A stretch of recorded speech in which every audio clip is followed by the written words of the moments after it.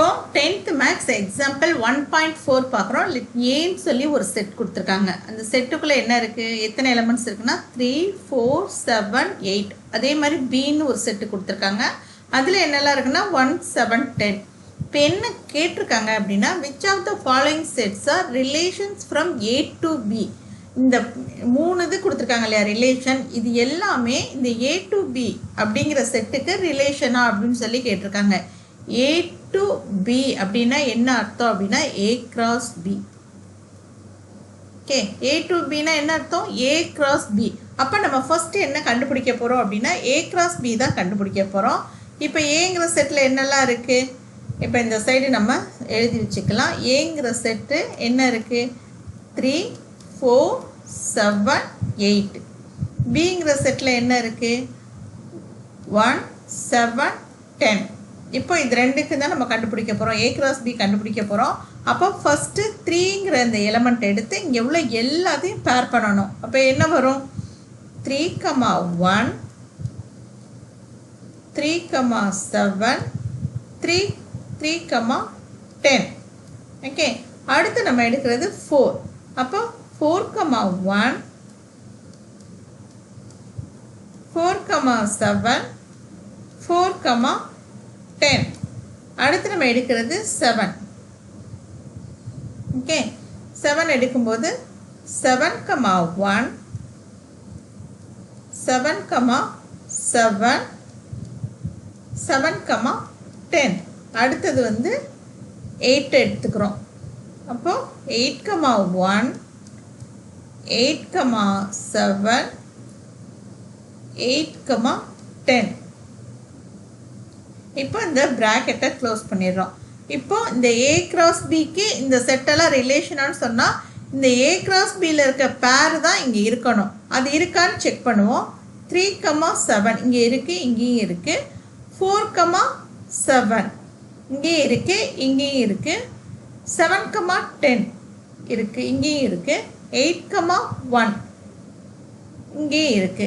So இந்த relation 1 வந்து இந்த A cross Bக்கு ரிலேஷன் அப்படின்றத நம்ம எழுதிட்டோம். ரிலேஷனான்னு கேட்குறாங்க, இது ரிலேஷன் தான், எஸ். ஓகே, இப்போ R1 is relation from A to B. Okay, இதை வந்து நம்ம ரிலேஷன் எழுதியாச்சு. இப்போ அதே மாதிரி R2 வந்து இந்த A cross Bக்கு ரிலேஷனா அப்படின்னு பார்த்தோம்னா ஃபஸ்ட்டு 3, 1 இருக்குது, இங்கேயும் 3, 1 இருக்குது. அடுத்து பாருங்கள் 4, 12. இங்கே 4, 12ன்றதே கிடையாது, அதனால இந்த செட்டு வந்து நாட் ரிலேட்டட். ஓகே, அதே மாதிரி R3 பாருங்கள், R3ல என்ன கொடுத்துருக்காங்க 3, 7 இங்கே இருக்குது, 4, 10 இருக்குது, 7, 7 இருக்குது, 7, 8. 7, 8ன்றதே வராது. ஸோ இந்த இது வந்து தப்பு. ஒரு பேர் தப்பானா கூட இது வந்து ரிலேஷன் கிடையாது அப்படின்றத நம்ம சொல்லலாம். ஓகே, அப்போ R2 and R3 is not related, not relations அப்படின்னு சொல்லி ஃப்ரம் A to B. இது ரெண்டும் ரிலேஷன்ஸ் கிடையாது. R1 அப்படிங்கிறது மட்டும்தான் இந்த A to Bன்றதுக்கு A cross Bக்கு ரிலேஷன்ஸ் அப்படிங்கிறத நம்ம எழுதிட்டோம். ஸோ ரிலேஷன்றதை இப்படி தான் கண்டுபிடிக்கணும். செகண்ட் மெத்தட் இருக்குது, இது ஃபஸ்ட்டு மெத்தட். செகண்ட் மெத்தட் எப்படி ஈஸியாக சால்வ் பண்ணலாம் அப்படின்னு பார்த்தீங்கன்னா, எப்போவுமே நம்ம பார்த்துருக்கோம் ஏங்கிறது வந்து A அப்படின்னு சொல்லிட்டோம்னா இந்த ஃபஸ்ட் எலிமெண்ட் இருக்கு இல்லையா, இந்த பேரில் உள்ள ஃபஸ்ட் எலிமெண்ட் எல்லாமே A செட்டுக்குள்ளே இருக்கிறது தான் இருக்கணும்.